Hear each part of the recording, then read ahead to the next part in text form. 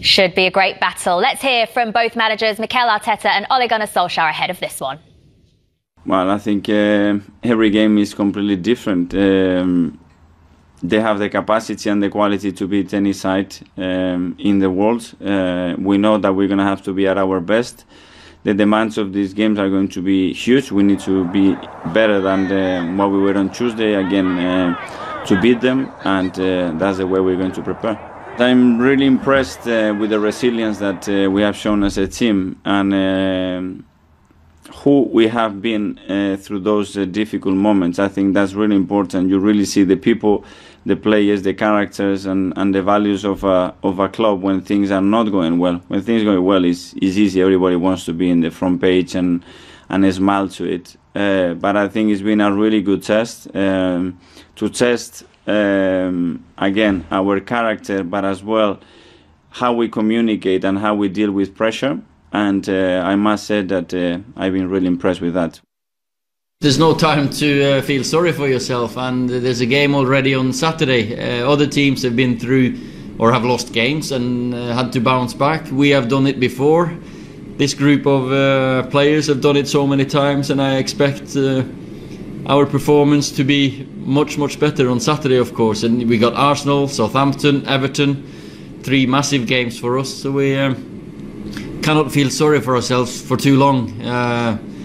When I see them in the morning, I expect them to get the mood back up and the focus on Saturday. Well, Ole Gunnar Solskjaer is keeping a positive mood as ever, despite that defeat to Sheffield United midweek. It's a classic encounter, this one, isn't it, Leanne? Arsenal against Manchester United. Not quite the title-chasing match that it once was in the past, but who's it more important to get a win for in this one? Yeah, you know, I watched the highlights back there, and I think I've been at loads of those games, and it was so one of those fixtures. When it comes out at the beginning of the season, this is the fixture I used to look for. I played for Arsenal for 12 years, growing up a Man United fan, but I don't think I still think it has that edge, but not the same as it used to have. You know, the Roy Keane against Vieira and Sir Alex against Arsene Wenger. I think it's changed a little bit, but obviously not having the fans there will make a difference. But I still think it's going to be an important game for both teams. Who do I think is more important to? I'm going to say Man United because I'm a Man United fan, but I think just because we lost to Sheffield United doesn't mean we're going to lose against Arsenal.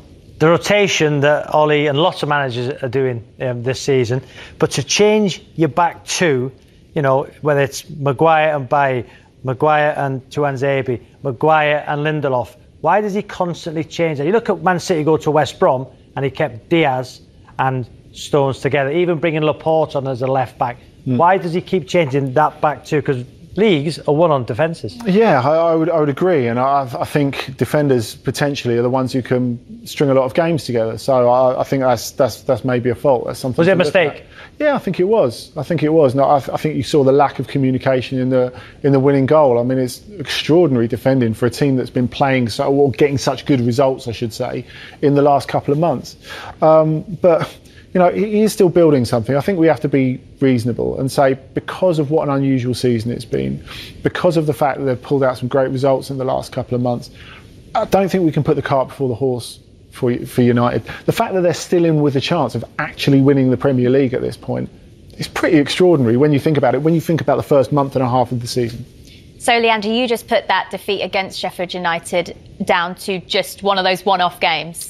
Potentially, but I have said, like I said, we turned a corner the other day and we seem to be looking more consistent, and then we go and lose to Sheffield United. But I am going to put it down to one of those games. You know, going back to the defence and stuff, like I think if Harry Maguire wasn't our captain, I think at times he would have been dropped to the bench. I think Lindelof's done an okay job. I wasn't his biggest fan, but I think Eric Bailly, if he can stay healthy and not be injured, I think that would make a difference, because you don't want to change your back line. But I just think this game, coming up to this game, I'm just going to put the last one down to a bad performance. But at times, again, it looks shambolic, and I go back to that 6-1 defeat against Tottenham, and at times this game looked like that. You know, the defence looked like all over the place, and David De Gea, for me, has to be more commanding there. I don't think the disallowed goal should have stood either, and I don't think it was down to the referee why we lost that game. I think it just wasn't a good performance for us, and good luck to Sheffield United, and they deserved it, I thought. The big one for me, Cavani. Why not start Cavani? You know, he has to start. That number 9. He's the number 9. Why do you think he didn't play him? I don't know. I really don't know. I don't know whether it's hierarchy. I don't know whether it's that they feel they're easing Cavani back into football, because he did have a lot of time out of the game. If you think the French season stopped in the middle of March and he didn't play again until he's fit now. He's fit now. Yeah, I agree. And I think it's not just about the goals that he offers. It's about the presence. It's about the pressing. He makes life an absolute nightmare for defenders. And he has to be a key player for them going into the back end of the season. When you think that he's had so much more time off than most of these players, who've barely had time to go to the toilet between last season and this, and he's someone who should have a lot more in his legs. Depends how long you're in the toilet for, Andy, doesn't it? I suppose. Leanne, as a forward yourself, what impresses you so much about Cavani since his addition? I think we're just a different team. He's an out-and-out number 9. It's, you know, Marcus Rashford, Martial, but not at the same level as Cavani when it comes to his movement. We're a different team when he plays, and his presence when he enters the field. We're a different team, and I think with regards to Martial, not very consistent. Rashford has done good in the last couple of games, but still, when Cavani gets a chance, you know he's going to score. Sometimes when we get in those positions, I'm not quite sure we're going to score, and I think we've been playing without a number 9 for a long time now. When Ibrahimovic was there, Lukaku, great, but at the same time, I think he's come in and done fantastically well, and I do think he has to play. I think we're a different team when he plays, and I hope that he gets to play more often, and he's one of the first names down on the team sheet because he should be. In terms of Manchester United's form this season as well, Andy, they've built so much from their away results. They've just been outstanding away from home, so they'll be looking at this one, and Arsenal will probably be slightly worried about their visit to the Emirates. Yeah, I agree. I'd preempt your predictions, Robbie, because I know that's the apex of the show, but I do think it's hard to back against United when they're on the road. I mean, at Old Trafford, you never really know quite what you're going to get, but the fact that they're a primarily counter-attacking side, and I know people are a bit obsessed with Manchester United tradition and should United be playing like this. If that's the way they can get the best out of it, well, yeah, I suppose. But I think if that's the way they can get the best out of this current set of players, then fine. I think it suits them. But I think it's very difficult to back against.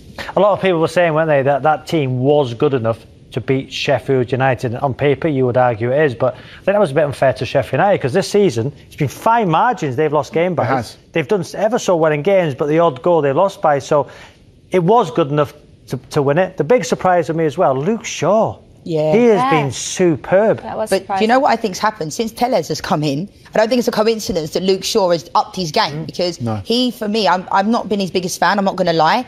I think Mourinho was very harsh to him when he was at Man United. You know, certainly he talked about things personally about him. But at the same time, I think he's been brilliant the last few games, and I hope that continues.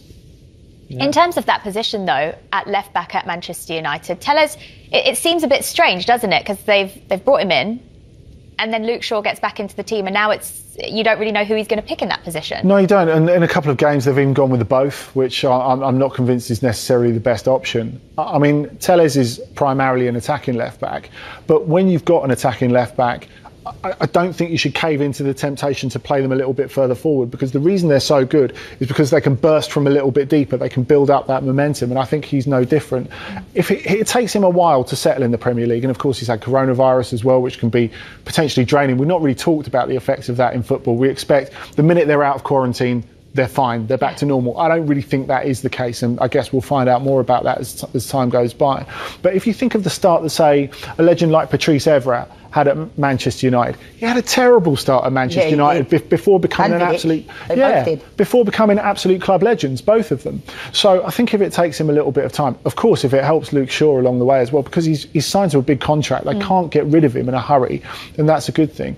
But Telles, I almost think would be better in one of the better Manchester United sides of the past, one that was a little bit more front foot rather than one that wants to play on the Fergie counter. team, then, you mean? Yeah, probably. Well, Arsenal losing against Southampton in the FA Cup with a weakened side. Then they play a very strong side in the league, won that game. Do you think that Arteta, has made his priorities quite clear that he wants that Champions League place? Yeah, I think it's going to be a little bit too soon, to be honest. I don't think they're going to make that Champions League spot, but at the same time, it's amazing the likes of Saka and Smith Rowe, how much they're carrying this team. How fantastic is it? We've got these young players that Arteta, I think the Smith Rowe one, everyone knew he was a good player, but I do think it's the last throw of the dice with Arteta, because Arsenal have been playing without a number 10. Obviously, we don't need to talk about Ozil, but at the same time, they have been playing without that player. Smith Rowe's come in there. Pepe and Willian haven't been good enough this year.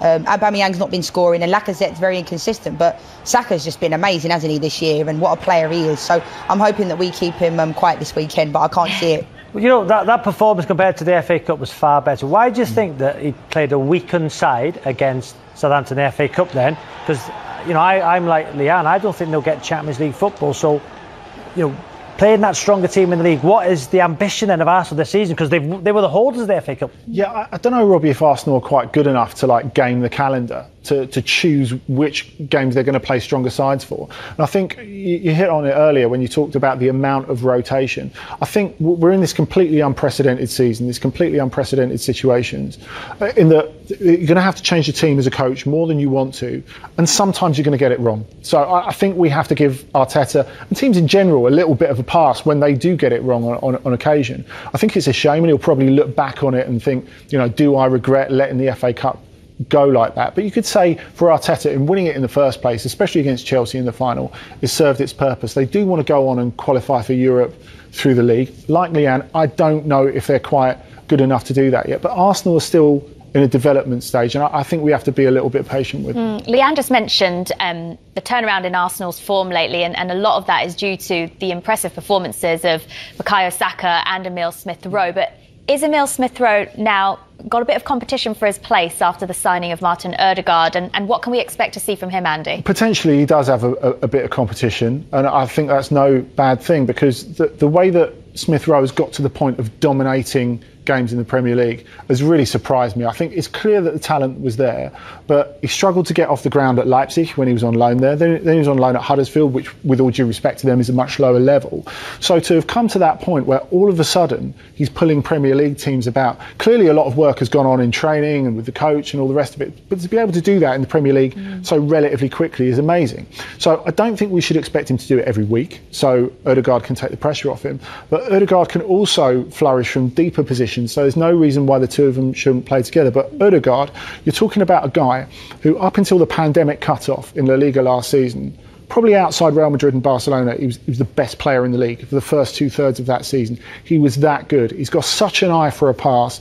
I think he'll really suit the way that Arsenal want to play. So even if they haven't got an option to buy him, even if they're essentially babysitting him for Real Madrid until the end of the season, they don't need to worry about that. Just think about how much they can get out of him now, and everyone will benefit, because he feels that he should have been playing more under Zinedine Zidane, and he'll be really ready to seize this opportunity. Sounds like an exciting signing. Leanne, let's get your prediction for this one then. Which way do you think it's going to go?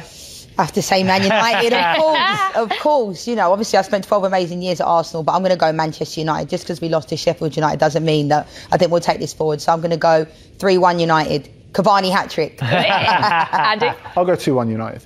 OK, United wins for both. We'll see Robbie's predictions a little bit later on.